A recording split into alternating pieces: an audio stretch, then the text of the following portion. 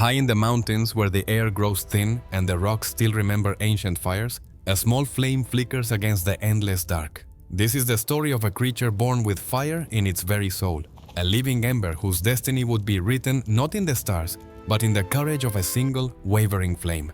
The mountain ranges of Kanto hold secrets that few trainers ever discover. Beyond the well-worn paths and popular camping spots, there exist places where the stone itself seems warm to the touch, where steam rises from hidden vents and where the most remarkable creatures make their homes. It is here, in these forgotten peaks, that the lizard Pokémon has dwelled since time beyond memory. Time bottoms. Standing no taller than 2 feet and weighing barely 19 pounds, this fire type might seem unimpressive to those who judge strength by size alone. But the elders of the mountain villages know better. They say that the flame burning at the tip of its tail tells the truth about its spirit. When the fire burns bright and strong, the creature thrives. When it dims, something has gone terribly wrong. One particular dawn broke over the eastern ridges with an unusual chill. The autumn had come early this year, and with it came troubles that the mountain colony had never faced before. The hot springs that had sustained generations of these flame bearers were cooling, one by one, their ancient heat fading, like embers left too long in the rain. Among the colony lived one young creature, smaller than its siblings, whose tail flame had always burned with a peculiar intensity. The others called it Ember-heart, though not always kindly. Its flame was bright, yes, but its body was weak. Where others could climb the steepest cliffs without tiring, Ember-heart would stop to catch its breath. Where others could withstand the mountain winds, Ember-heart would shiver and seek shelter. But Ember-heart possessed something the others lacked, an unquenchable curiosity and a determination that burned hotter than any physical flame. "The springs are dying," the eldest of the colony announced one evening, her own tail flame casting long shadows across the gathering stones. "If we cannot find the source of the mountain's heart fire and restore it, we will not survive the winter." The stronger members of the colony volunteered immediately. They would descend into the deep caverns, they declared, and find whatever was blocking the ancient warmth. One by one, they disappeared into the darkness below. One by one, they returned, defeated. The passages were too narrow, time hardens, the air too thin, the journey too long for even the strongest flame to endure. Ember-heart watched each failure with growing desperation. The creature understood, perhaps better than any other, what it meant to have a flame threatened. Every night it felt the cold creeping closer. Every morning it woke to find its own tail fire burning just a little less bright than the day before. "I will go," Ember-heart announced on the 7th day. Laughter rippled through the colony. The smallest among them, the weakest, it would never survive the descent. But Ember-heart had noticed something the others had missed. Its small size meant it could fit through passages the larger creatures could not. Its solar power ability, usually considered a burden because it made the creature vulnerable in darkness, had taught it to conserve energy in ways the others never needed to learn. And its blaze, that inner fire that grew stronger when pushed to its limits, had been tested every single day of its difficult life. The entrance to the deep caverns yawned before Ember-heart like the mouth of some great sleeping beast. The darkness inside was absolute.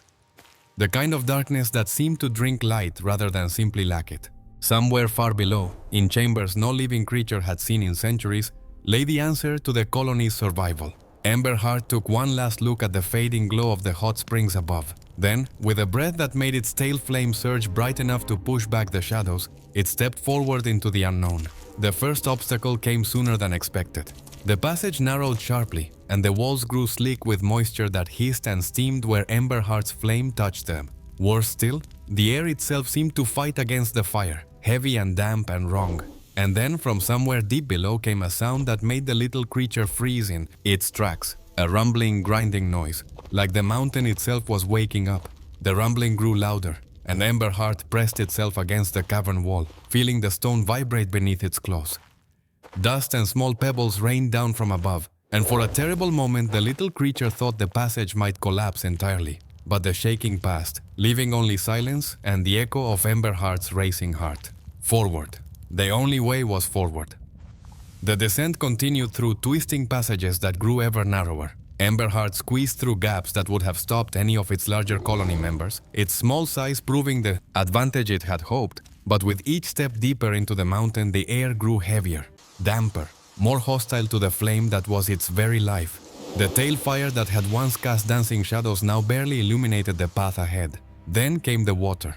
An underground stream cut across the passage, not wide but fast-moving and terribly cold. Ember-heart could feel the chill radiating from it, could see the steam rising where stray sparks from its flame touched the surface. The water was perhaps 3 feet across. For a larger, stronger creature, it would have been nothing. For Ember-heart, whose flame was already struggling, it might as well have been an ocean. The little creature stood at the water's edge, trembling. Every instinct screamed to turn back, to preserve what remained of its fading fire. The colony would understand. No one expected it to succeed. But then Ember-heart remembered something.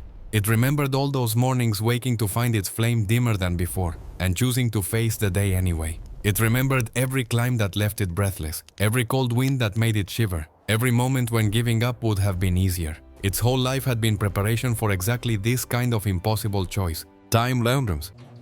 Ember-heart closed its eyes and focused inward, finding that place where its truest fire burned. Not the flame on its tail, but the one in its spirit, the one that had never gone out, no matter how hard things became. With a cry that echoed through the cavern, Ember-heart leapt, the cold heat like a physical blow. Water splashed against its legs, its belly, threatening to reach the precious tail flame. But Ember-heart did not stop, did not hesitate, scrambling across sleek rocks with desperate determination. And then, somehow, impossibly, it was across, shaking and gasping but alive, its flame still burning. The passage beyond the stream opened into a vast chamber, and there Ember-heart finally found the source of the mountain's troubles. A massive rockslide had blocked the ancient volcanic vent, cutting off the heat that had sustained the hot springs for generations. The rocks were enormous, far too heavy for any single creature to move. But Ember-heart noticed something else. Cracks ran through the fallen stones, thin veins of weakness where the weight of the collapse had stressed the rock, and in those cracks, small deposits of volcanic minerals glowed faintly, waiting for a spark. Ember-heart understood. It could not move these stones, time or terms. But it did not need to. Fire was not just heat. Fire was transformation, drawing on every reserve of energy, calling upon that inner blaze that had carried it through a lifetime of struggle.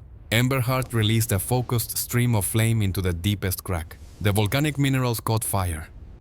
The heat spread, and slowly, beautifully, the ancient stones began to crack and crumble, releasing the blocked warmth that had been trapped below. Steam rushed upward through newly opened vents. The mountain itself seemed to sigh with relief. When Ember-heart finally emerged from the caverns, battered and exhausted but triumphant, the colony gathered in stunned silence. The hot springs were already warming. Time to Mememkinbus sons their ancient glow returning. And Ember-heart's tail flame, though tired, burned with a steady brightness that spoke of something more than survival. It spoke of a spirit that had discovered its own strength. Some Pokédex entries suggest that the flame on this creature's tail reflects not just its health, but the depth of its courage.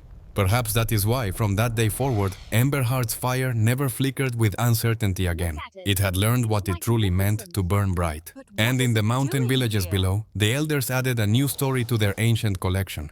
The tale of the smallest flame that saved an entire colony, not through strength of body, time 3 rooms, but through the unbreakable fire of the heart. Subscribe for more amazing Pokémon stories.